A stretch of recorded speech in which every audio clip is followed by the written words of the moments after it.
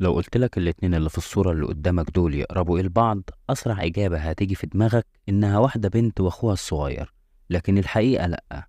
اللي في الصورة دي لينا مدينة، أصغر أم في التاريخ، واللي جنبها ده يبقى ابنها. اتولدت لينا في قرية بسيطة في مدينة البيرو في شهر سبتمبر سنة 1933.